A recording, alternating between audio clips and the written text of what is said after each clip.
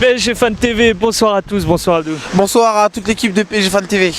Ce soir, on a pu constater qu'on, notre première mi-temps, on dominait le match et on s'est fait peur à la deuxième mi-temps. Pour toi, quelle est la raison de cette frayeur que nous avons nous-mêmes provoquée? Pour moi, la frayeur provoquée par nos joueurs s'explique par le manque de concentration des joueurs. Je pense que les joueurs se voyaient déjà vainqueurs sur un gros score sans que les Lyonnais réagissent. Surtout le plan défensif, il y a un manque de concentration complet de Kimpembe et de Kerrer qui avaient fait une très bonne première mi-temps avec beaucoup d'engagement et malheureusement après Kimpembe, comme quoi pour moi Kimpembe en Ligue des Champions c'est pas possible. Kerrer aussi c'est pas possible. Les erreurs qu'ils font pour commencer, comme j'ai dit, il y a la concentration. Kimpembe, pourquoi il cherche toujours à dribbler? Va falloir m'expliquer parce que le mec il fait un bon match, pourquoi il se met en difficulté tout seul? Parce que justement il veut pas montrer qu'il est fort techniquement. Oui, qu'il soit défenseur hein. C'est possible, mais à quoi ça va servir? Il a déjà fait le coup contre Nantes, regardons ce qui s'est passé après. Le but qu'on a pris, on s'est fait peur à la fin du match, on a eu un Navas. Si c'était un gardien comme Areola ou un autre, on aurait peut-être même pas fait match, on aurait peut-être perdu contre Nantes. Ensuite, Kerrer, il a failli se manchesteriser une fois de plus. Mais franchement, je sais pas qu'est-ce qu'il lui faut pour améliorer cela. C'est dommage parce que franchement, la première mi-temps de Kerrer était vraiment bonne. C'est dommage, mais bon, on va retenir la victoire. On va pas être en colère, mais par contre, ce sont des piqûres de rappel qui doivent nous servir pour le match contre Dortmund dans 10 jours. Et franchement, prendre des buts comme ça de la sorte et perdre la concentration, ça fait vraiment peur pour Dortmund. Mais bon, je pense que Dortmund aussi peuvent avoir peur de nous parce que j'ai regardé leur match et c'était limite leur défense. Justement, si on répercute sur ce que tu viens de dire, on a encaissé 2 buts ce soir, justement par peut-être des fautes de concentration. Kimpembe, Navas aussi qui malheureusement était sur le ballon, mais bon, on va pas lui jeter la pierre alors qu'il nous a tellement sauvés. Et aussi une perte de balle de Draxler pour le deuxième but. Qu'en as-tu pensé ce soir de Draxler à juste titre? Ce soir, Draxler a été catastrophique.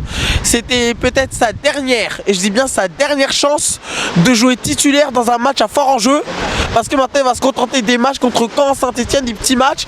Et il sera même peut-être sur le banc parce que là, Draxler, voilà, comme je vous l'ai déjà dit plusieurs fois dans les précédentes interviews, c'est un joueur que j'apprécie, qui est énorme, qui a un talent énorme.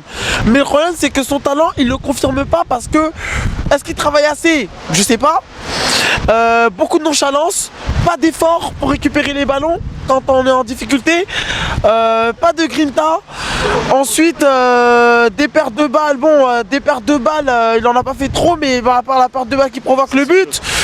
Ensuite Draxler, il a aussi voilà, il a pas il a pas la niaque qu'il faut pour et là franchement déjà qu'on critiquait beaucoup sa régression l'année dernière, là ça s'empire, mentalement il n'y est plus du tout et c'est très inquiétant. Et justement, est-ce que là, vu sa performance de ce soir, est-ce que malheureusement on ne devrait pas se dire que ce n'est plus un joueur pour le Paris Saint-Germain?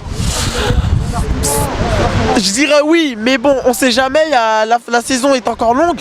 Maintenant peut-être qu'il va se réveiller, mais à chaque fois on y croit, il nous déçoit de plus en plus. Par contre à ce niveau-là, je crois pas que cet été il va rester au PSG. Bon, pour moi, il est un joueur du PSG, donc je vais pas parler de transfert à gauche à droite. Mais en ce moment...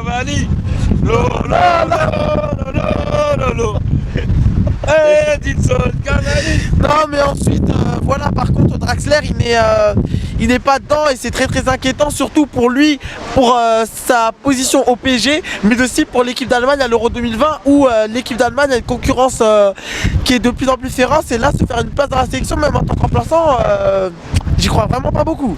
Quels ont été les 3 meilleurs joueurs pour toi ce soir? Kylian Mbappé, qui a été énorme, qui a marqué, qui a été percutant dans l'animation offensive. Ensuite, je dirais Di Maria, évidemment, parce que Di Maria, il marque son but, il a cassé des reins encore, même s'il a fait une deuxième mi-temps un petit peu moins bonne, mais bon, après il a quand même tout de même fait un très bon match. Et le troisième parisien, je dirais Verratti. D'accord. Impossible de lui prendre le ballon quand il est à 100%. Et c'est un maestro, très bon, un vrai maître à jouer. Voilà, en tout cas, ce sont ceux-là que je mets. Et j'espère que pour le prochain match contre Dijon, ça ira mieux sur le plan défensif et afin de préparer Dortmund dans les meilleures conditions. Ça marche. Je te remercie encore. Merci, bonne soirée.